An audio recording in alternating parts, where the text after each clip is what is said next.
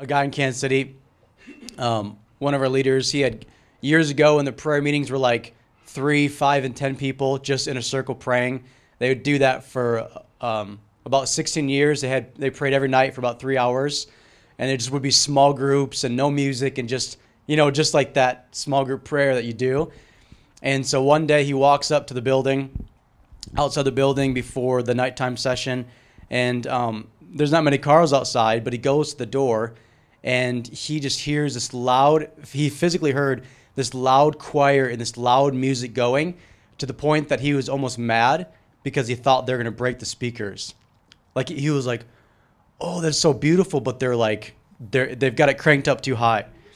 And so he goes inside the door, and he looks in, and there's a handful of people, and only one of the guys actually is a musician, and then one guy is at the soundboard, and he's like, where did everyone go that was doing it, and like, who cranked it and all this stuff?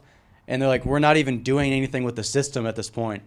And but he physically was hearing, and it clicked with him. He was hearing just what was going on in the spirit.